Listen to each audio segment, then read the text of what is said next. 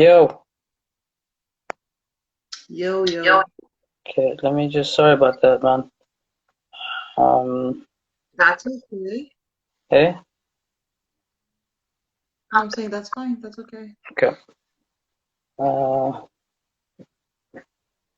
okay, so just to recap quickly, so basically trying to talk about this whole bullying situation that has happened, Yes. and then in relation to that, trying to find solutions as to what could be done or what should be done, um, so as to obviously curb the big spike that there is of such bullying that leads to a lot of um, a lot of suicide attempts even and actual suicides. So yeah, so what I was saying before we get into what you were talking about is that it's important to note where things come from and how they stem before you uh, Yeah. before you try to find solutions, because obviously, I mean, how are you going to know what a solution is if you don't know where it comes from? And there's a lot of factors that influence bullying, right? And then so yeah, then we mentioned the fact that again, it's very difficult to prove anything that is going to have a psychological effect on someone, especially a crime. It's like one of the hardest things to ever prove, because what are you going to do? There's so many other factors that are influencing your way of thinking. Even if I can influence, even if you can say to me that the reason why you did something was because I put you in a mental state to be that way.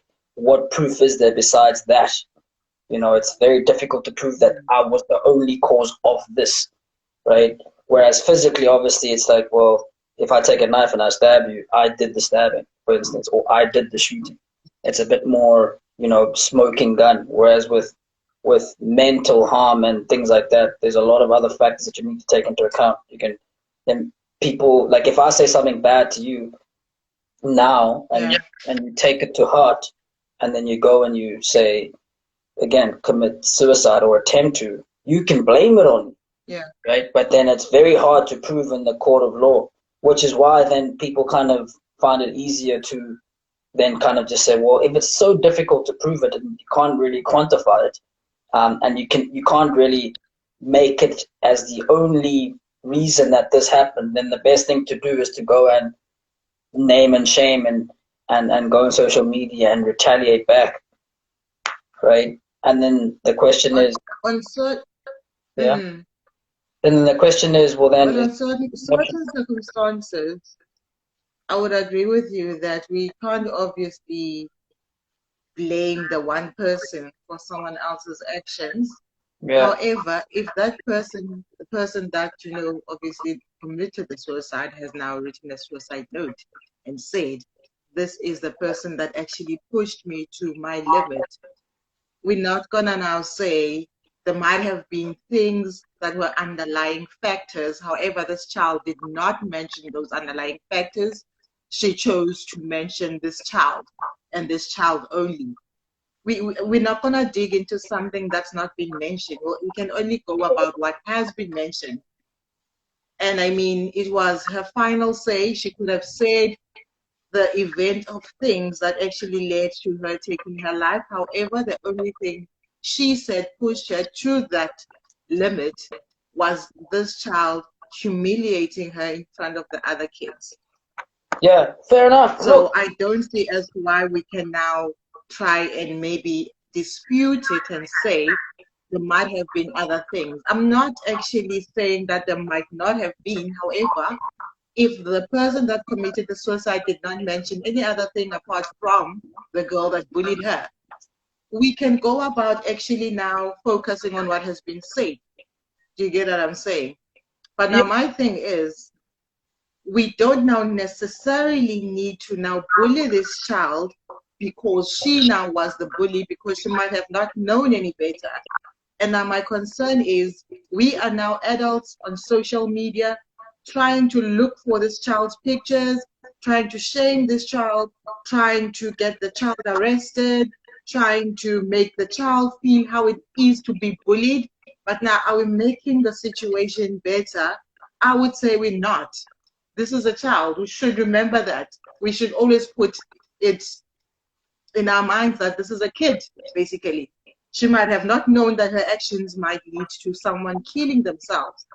Are we now going to be happy if the bully also now commits suicide? Is that going to be something that's going to be fulfilling to us as adults? Instead of curbing it, trying to seek out, help for this child.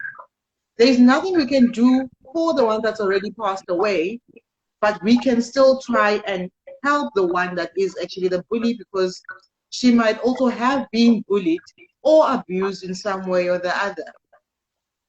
Yeah. So that is like my whole thing. We're not making things any better. How can we as adults make things better? I focus on the adults more than the kids, because we are the ones that are on better standpoints to actually educate the little ones on how things are meant to be done.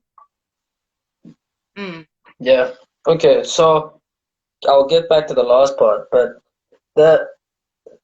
I think, this is a good debate to have, because it's going to be a very difficult case to prove. Even if, again, it's like, even if you have a suicide letter, or you have, at the end of the day, it's like, I don't want to get too much into this case, but because it obviously still needs to happen. But even if you have a suicide letter and you mention that the reason why you're committing this crime is because of this, it doesn't mean that you're committing it only because of that.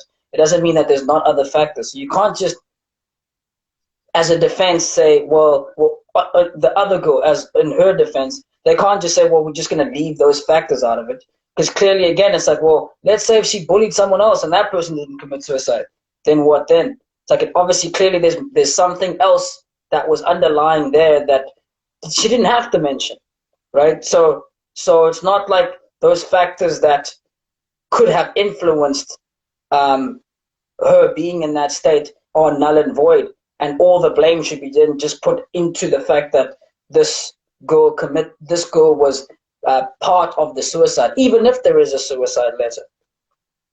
Do you understand what I mean? I totally get what you are saying, but I'm still saying on my end that we can't dig into something that is not there. Well, that's the thing. And I'm not saying this girl should be. You can't say it's and not. I'm not saying that this girl should be blamed. I'm actually against this child being blamed by the adults. Because like you said, there might have been underlying factors, who knows? However, we can only go about what has been said, But my thing is, we should not now say, now this child needs to now get arrested. She's the one that, she would have probably been the one that, murdered this child. Although she didn't do it physically, but emotionally, she's the one that caused the emotional murder that led to the physical demise of this child that's now dead. I don't feel like it is fair for the adults to put that on the child that is now being deemed as the evil bully. You get what I'm saying? Yeah. So I feel like there are things that are that we can do, to actually make the situations better. For me, I'm using this as probably a case study. However, I do notice that whenever we try to curb the bully, we end up being bullies ourselves. How is that assisting to make the things better? Are we not actually contributing to the thing that we're trying to actually eliminate? Yeah. So I mean, if you're trying to correct a murderer, you're trying to correct a murderer, you're not gonna take a gun and say, "Bah, let me kill you. Let me show you how it feels to be dead." Then you will learn a lesson. What's there to learn if a person is also now dead? It's stupid. How do you make things better? Yeah. Okay. So that's a lot there. But again, like I was saying in the first instance, which will be a good debate, and I'm pretty sure that the defense lawyers are not going to just let the suicide letter be the be all and end all, because at the end of the day, it's like, it doesn't matter what I say the reason is that I did something. It's like, they're gonna look for other things that could be factors in there as well, and they can't overlook those, and they can't just put one blame on one person because this person then said that this is the only reason. There's gonna be things that they're gonna have to look for and say, well, look, perhaps, again, it's like maybe it wasn't, like you said earlier, maybe it wasn't the actual bullying. Maybe it was the fact that this whole thing was videoized and there was people there, right? So perhaps then those people are then also going to be implicated in that sense. Well, why didn't you stop it? Why did you take the video to even begin with? Perhaps the fact that the video went viral is the issue. Perhaps if this woman or this girl was bullied once and or even over multiple times and it wasn't, nothing was viral about it, would have been fine. But now because it's viral, it's like, well then, do we then blame the camera woman as well? Because she's the one that made it viral. And then should we blame everyone else in the school that then carried on the making of the video viral as contributors to the crime as well? So that's what I'm saying, is that it's a very delicate topic, and it's not just straightforward, oh, the reason why I did this is this, this, and this. And it's like, well, okay, fine, you could say that it's that, but we're not going to let go of all the other underlying issues that it could be. And again, like I said, it's like it could have been that was a big factor that it happened, but then it's like, well, perhaps the fact that it went viral is the issue. And there's so many cases like this that have happened where it's like, yeah, someone was bullied or someone was put in a situation whereby they've had the worst emotional harm. But then the fact that it went viral, or the fact that everyone else saw it, then just compounded things. Then it's like, well, then who do we implicate? Do we implicate the person that did the crime, or do we implicate the person that was there and didn't stop the crime, that was an accessory to murder? Do we or accessory to the suicide? Do we then implicate the person that was taking the video, or the people that were sharing the videos? So it's a very difficult case, and yeah, I guess we'll leave it up to the lawyers. But on the other, I'm not seeing it as a case, though. For me, on my side, I'm not seeing it as a case. I'm not going at it as far as it reaching court or reaching, the law. I feel like, to me, there was an incident that happened. Is it a crime? Who's the criminal? I don't see the other child as the criminal. She might have contributed to what led to the suicide, but is she now the person that needs to go to jail? I don't think she should go to jail. Do you get what I'm saying? Yeah. Why would she be going to jail? Because she was implicated in the letter. She didn't basically take whatever was used to commit the suicide and actually inflicted pain on the other child. Do you get? So I really don't see it as a crime. For me personally, I see it as an incident that happened. But to say it is a crime, that would actually mean that obviously someone needs to answer for the crime. And for me, I don't feel like that is the issue. I've not actually gone as far as lawyers, court, who should be seen as the liable person. But I'm just saying, social media-wise, you obviously know there's social media court as well. We've got our social media detectives, social media judges, the jury even. Like, we don't even have the jury system in South Africa. However, the jury does actually exist on Facebook. Bored people, bored grown-ups, they'd rather pick on a child, So I want to see it as that, like, I don't want to see it as a crime, but I want to see it as something that we can perhaps learn from, so that we can now try and educate our little ones. I don't know if it's maybe too late for us as adults to like educate each other on how to curb this thing of being bullies on social media.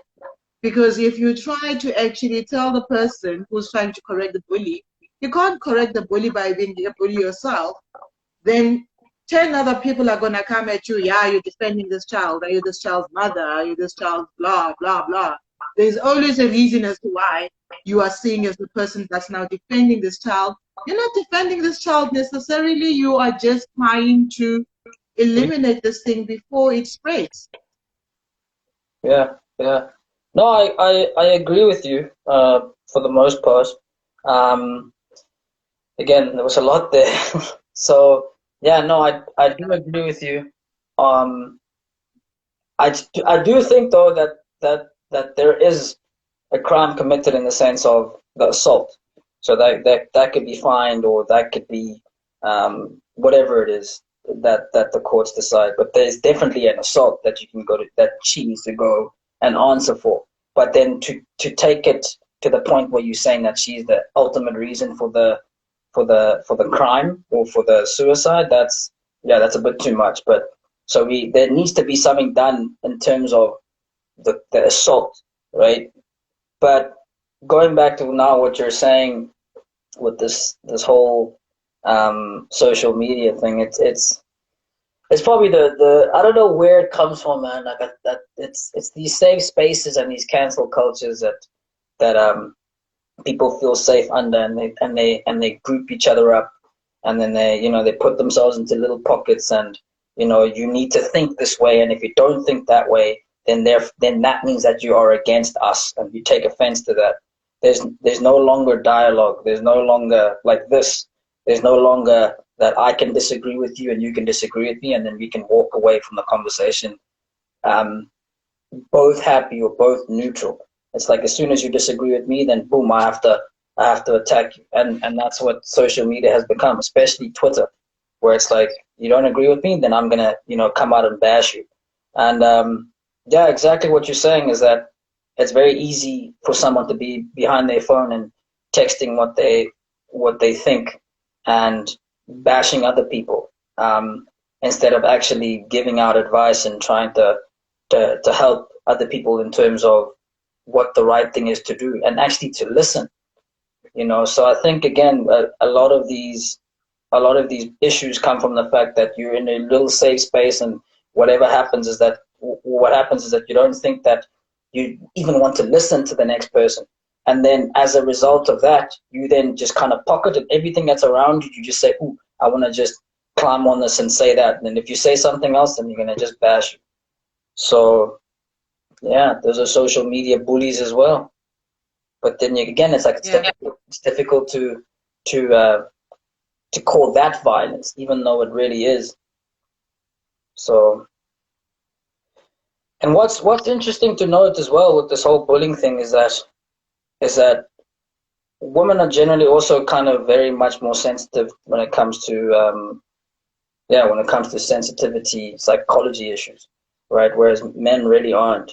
And what social media has really done is that it's put so it's like if you look at guys and girls at school, right, in middle school or in primary school, and they've just hit puberty, for example, and you drop phones to them, right? The guys get the phones and they're generally on there playing games. They're generally on there trying to play violent games or sports games and so on. Whereas the women don't generally do that. They tend to generally be on social media and you know kind of fighting it out with the other woman in terms of who's prettier or who has the better this and who has the better that, and basically trying to climb up a social ladder. And then with that competition, that then creates these little pockets and these vile things and these despicable things that you find on social media where women just bash each other nonstop violently, even though it's not physical, it's very much more psychological. And you see it all the time, I'm sure. Like if you look at these threads, like women will um annihilate anyone and anything. And you see it even in real life where men tend to generally take the back step when there's a lot of psychological things, and our first instinct is to kind of be violent, and you see that's probably the reason why there's more men in jail and there's more women in mental institutes. So it's very interesting to know that's why, as much as social media with this bullying thing and the connection with it, as much as the social media affects both genders, right? And also obviously with ages, it's different as well. As soon as women hit puberty, they get affected so much more. And these cancel cultures have really come out and peaked as the growth of social media has also peaked as well. So that's why you were saying earlier as well that this thing has gotten so much um, much worse as social media has then also gotten it more advanced. Now, when you're younger, you can go into Facebook and Twitter and Instagram, and then you can chill there the whole night, and you can say, "Oh man, I posted this, and let me tweak this, and I look better in this," and then people come on there and they say, "Oh, you look nice," and then you think, oh, "I'm great," and then it only leads one comment, and then you're like, "Oh, flip, okay, now I'm depressed." Whereas with males, we kind of generally don't do that kind of stuff. We kind of more, you know, posting jokes or things like that, or on there just trying to have a laugh or playing games with phones. So yeah, the impact of social media is probably one of the biggest things to this whole bullying thing, and it's that's kind of where you can find the first solutions, I guess.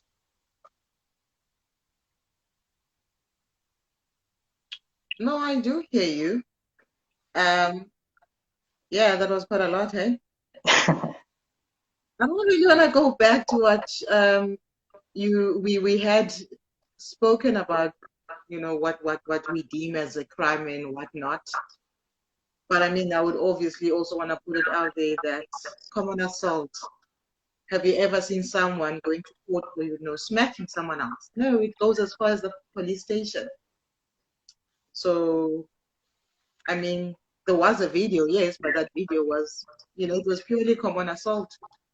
If that other child had pressed charges, would the other child have been arrested? Yeah, definitely. Would she have gone all the way to court? Nah, it wouldn't have. It would have been curbed before it went to court. So still, I would say I don't see any crime that was committed. I still see it as an incident, basically. That's just me. And yeah, adults, sure, I can't. This adulting thing is too much for me. Wish I can be a kid again, because I see a lot of children in adults. I see more children in adults than I see adults in children. I don't know if that makes sense. Yeah. Yeah. Anyways, yeah, it's very bad. Social media wise, I don't think it's gonna get any better. People live for the likes, they live for the affirmation. Yeah, you're this person. You always put people in their places. I don't know if I can make an example, but it might be a bit far-fetched. I don't know. However, I feel like it is someone that's a bully. I happen to know this lady. She's in her 40s, actually. I've known her since 2012, you know, on social media. Now, what I have picked up, which I've picked up quite some time ago, but I thought to myself, let me just not actually put it into mind. She will never comment on anyone's post to say, yeah, I agree with you on whatever topic has been put by that person. However, if she disagrees, she comes out guns blazing. I don't like this. This is what you could have said instead of what you've said. You get what I'm saying? Yeah. I mean, a person can make a post and saying, I love pink. She's gonna come out guns blazing. Well, pink is such a stupid color. Like, I would understand if you like green. Why do you like pink? Pink is so you know, she's that sort of a person. I'm just making now a stupid example. But now, like in serious issues, she's that sort of a person. So I, you know, eventually said to her, like, I've been monitoring you since 2012, darling. There's not an instance where you've actually come to my post to say, I agree with what you've written. If you agree with something that I've written, then you just skip it. You'll never actually say, I agree with you. However, if you disagree, you're going to make a long sort of like argument based on the fact that you disagree with what I'm actually now, the point that I'm trying to put across. I said you are downright a bully for that, because you only come out to fight. Yeah. And because it ends up in a fight, basically. She's that person that will argue with you for like 3 hours straight if you don't give in, because you need to give in. You need to say, yeah, well, okay, you know what? I'm giving up. And she gets the thrill out of it. She's like, yeah, and, you know, starts posting all these emojis. Imagine a 40-something-year-old. I see that as a bully. Like, how is she gonna, what can a person like that teach a child? You know, she's got a teenage child. That you need to go on social media and be mean, and you know the other person gives in, and then you know you win. Yeah, no, for sure. I understand. Yeah, you get a lot of people like that. I'm just talking about the one person. Multiply it by 100 and 100 more, whatever. It's an ongoing thing. People live for the likes and the affirmations, and yeah, you're the ish. You put people in their places. You get into someone's post and then you change it, and you then become the dominant person in the post. Yeah. WTF. Yeah. It goes back to what I was saying now as well. Do you think that it's more women that do that than males on social media? I see a lot of women. Yeah. You know, with a man is obviously gonna disagree with what the woman has written, but the argument is probably gonna have 3 or 4 exchanges of disagreements, I could say, Mm-hmm. and then the guy's just gonna give up. Yeah. He might say something offensive before he gives up, but he's gonna give up. Yeah. But we women, it's like, you know what? I am not gonna let this ish go. We're gonna drag it. Mm-hmm. We're gonna drag it. We're gonna drive it until the wheels fall off. Because now she's trying to be smarter than me. It gets beyond post itself. It's all about, you know, the smarts now. She's trying to be smarter than me. I'm gonna show her, you know. Yeah. So we women, we definitely take it further. Mm-hmm. We take it, you know, yeah, we take it to heart. Okay. Yeah, that's a very good thing to note, because it obviously then it's a birth of a lot of other topics. But again, like you said, it's like when women kind of fight for dominance, you kind of do it in social media. You know, when Yeah. yeah, when social media came out, especially like I said again, for as the iPhone boom came, and the social media boom came with Instagram and all these things, then the biggest people that were affected were women, were females in terms of aggression online, because it fits perfectly in terms of non-physical aggression or non-physical violence. It's like, well, then I can go on there and show my dominance. I can go on there and bash people, and I'm pretty good at it. Then I can, go and dislike people's whatever they say and whatever it is, and they're more sensitive, and women are going to be more sensitive to negative emotions. So it's like, well, as soon as if I can bash her hard enough, she's going to then go into a little corner and retreat. Whereas with males, again, it's like, well, for us, it's like, look, man, if we're going to argue, there's going to get to a certain point where I'm going to say, look, let's throw hands, let's just fight it out. And you find a lot of posts with guys as well where they'll say, well, there's a disagreement, and then if there's a little bit of disrespect, then it's just send me your location, man, or give me a call, because I don't like to be typing and talking a lot of stuff. It's like we're going straight to fighting. And then this is where the issues come in. Okay? Yeah, I've been known to doing that as well, because I just get tired. I'm like, you know what, I'm not gonna go back and forth. I can't go back and forth forever. Yeah. Like, I can be mean if I need to be mean, but I just don't have the energy. Like, drop me your pin, let's like meet up, let's like fight it out. Did you grow up? Did you grow up did you grow up around a lot of guys? Yeah, for the biggest part of my childhood, I was the only girl. I had 2 older brothers. Oh, there you have it. And the brother that was the middle child, he was basically into boxing. And now I remember growing up in East London, we used to have a place, we called it a Trenjini. I don't know how I can actually, but now it was like this patch of land that was like below the houses. And basically it was sort of like a fighting ring, you would say. And it was like probably 95% boys and the 5% were girls. But obviously the other girls would be, spectators or whatever. And because my brother was into this whole boxing thing, he's like, you're not going to let anyone mess with you. Like, I'm going to train with you. Someone says something that you don't like and they start pushing you, you throw a punch. You don't push back, you throw a punch. You need to always escalate it to something that's going to be more like, yeah. Because now, if we have Nyola and Nyola back, like, stupid, it's going to go on and on forever. Try to be more greater and stuff like that, So I grew up around a lot of boys. Yeah. Yeah, I did. Yeah, exactly. My sister only came in the 90s, 1998. But I mean, I was the only girl for the most part of my childhood, and I was a tomboy. I was like, got into the fists, and it was a thrill for me. It was a thrill. Yeah. No, that makes sense. Yeah. You say that again, like you have it in you to kind of to go back and forth on a spat on social media, but then because you've grown up around guys a lot, you also just want to cut it off and say, look, let's go straight into fists. Now, a majority of girls don't ever get that. They kind of just they're they don't get into the physical violence part. So they're more just socially violent and psychologically violent. And again, that's through texting and social media. So yeah, that's a good thing to note there as well.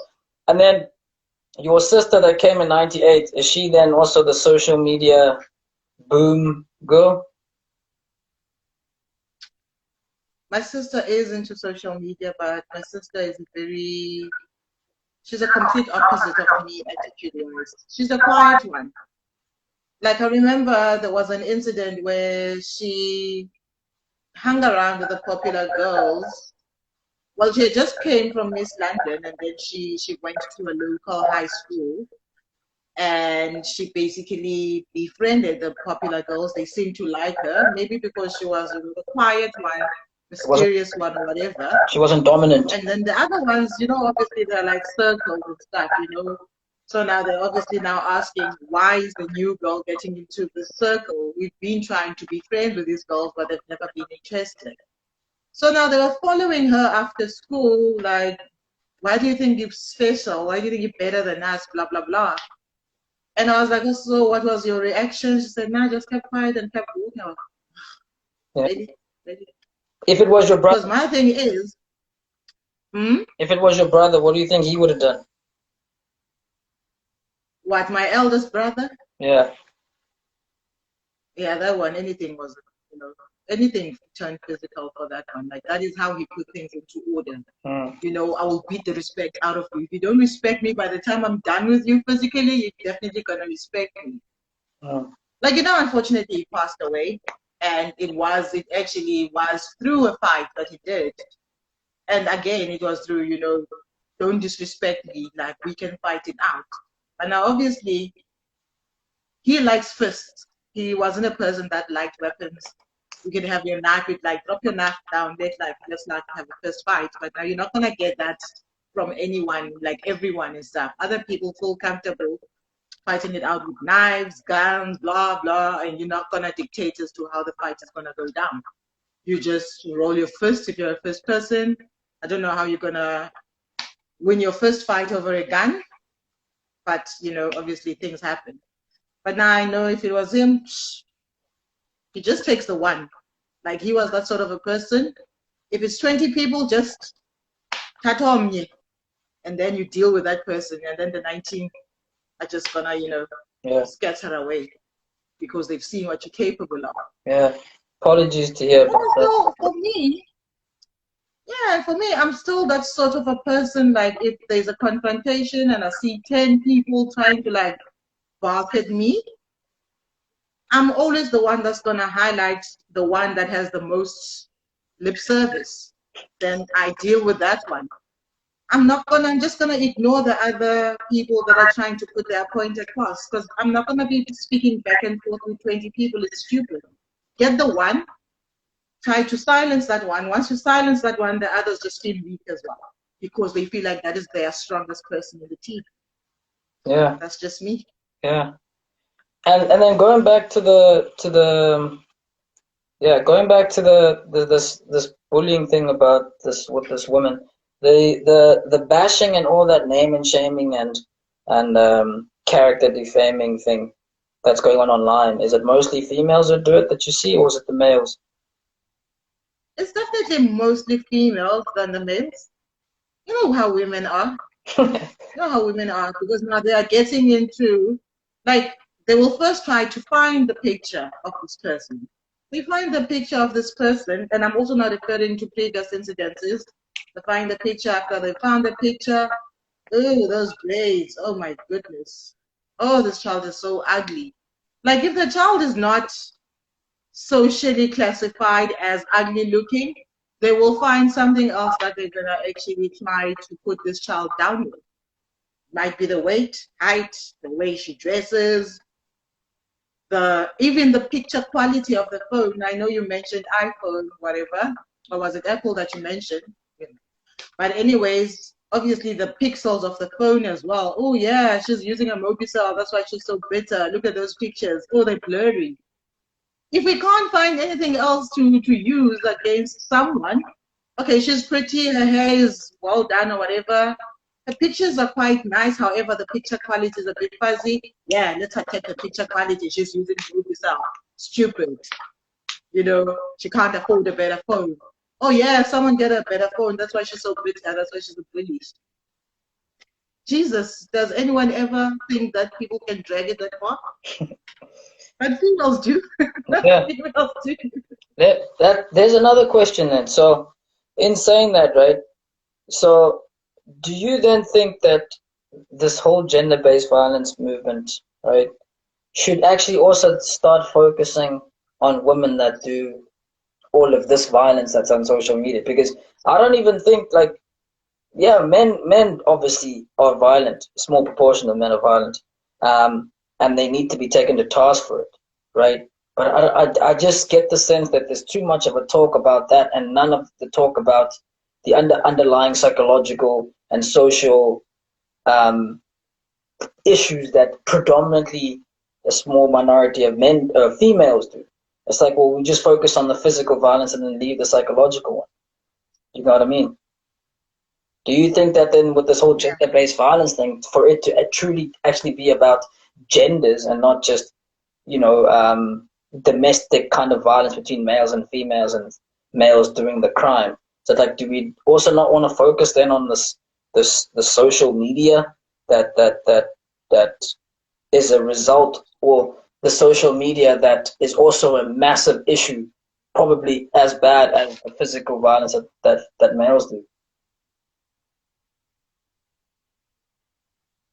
I feel like we both genders should actually be put into account for the gender-based violence. I know it usually falls onto the men because men are the ones that are physically stronger.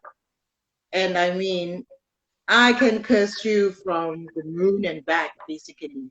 Yeah, but you as a man, you're going to have limited comebacks. And once your comebacks are done, you're like, you know what? Let me just silence her with my fists. And then I'm going to cry gender-based violence. He hit me. He's not supposed to hit me. I can say whatever I want to say, but he does not have the right to hit me. Let me go to the police. Let me take it to social media. He beats women. Who does that?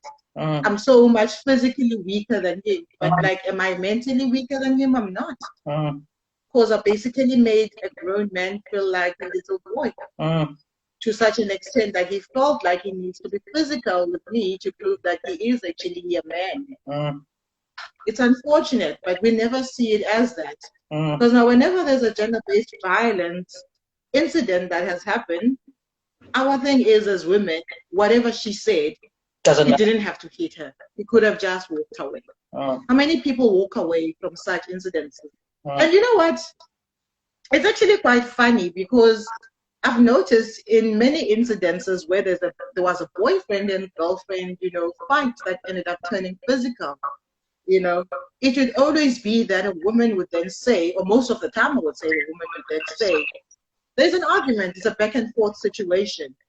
And maybe the man is winning the argument, and then the lady's like, you know, and then basically poking this man, you know, and some people actually, they respond, I don't know, well, if I can say well or poorly to, you know, enticements, because he's going to react and then he's going to clap you and then you go to the police station. Why it doesn't matter. Dude, that is how it is. So for me, I feel like we need to put both genders into account when it comes to such incidences. You know, I'm not saying the one is right for beating up the other. However, can we also teach our girls to also be the ones that walk away from an argument? Yeah. We don't. We say, girl child, you say whatever you want to say. If he hits you, your police station, you're gonna write your bed. Yeah. Why are we not teaching our girl children better? Why are we not teaching them to rather just, you know what? He's a douchebag. Maybe better. That is why I push now. Just ignore him. Just go. You see yellow situation in Jalo before it gets any worse than that. But no, we're not. We're saying something that is totally the opposite. So for me, I feel like we should both be put into account. Mm. Male, female, that's my thing. That's how I feel about it. I'm not sure if I'm answering your question or maybe I've No, just yeah. now gone to a pear-shaped point. But yeah, that's how I feel about it. Yeah. No, you are answering my question. It's good that again, whatever we're talking about, if you want to expand it, then go ahead. As long as again, it's like just get stuff off your chest. I mean, at the end of the day, it's all going to be important, whether it's relevant or not. So Yeah. yeah, no, that's a massively good point and a very unpopular topic because no one wants to be the victim. You always want to point fingers rather, and it's unfortunate. And everyone else is privileged besides yourself. That's always the case. It's Yeah. always that no, you know what, men have privileges. It's like yeah, until they hit you, and then you know Mm-hmm. then all of a sudden you go to the police station and they don't have no privilege then because how are they going to prove psychological violence, whereas you can just go to obviously the doctor and Yeah. show your scars and then case closed. So that's kind of also Yeah. that's also the issue is that psychological violence is kind of you can't quantify it really. So Yeah. so it's difficult to prove it in the court of law, and that's an Yeah. advantage to someone that then doesn't have to turn physical, or that's an Yeah. advantage to someone that's comfortable being um, psychologically violent. All right, okay. Totally, I hear you totally. And yeah, I hope it has been worthwhile because my male bully has now woken up. Yeah, So he's definitely gonna distort the whole conversation. yeah. So yeah, I just do hope that we were able to like. We can have a part two of this because I still think there's quite a lot that we can unpack. Yeah. Yeah, sure. All right.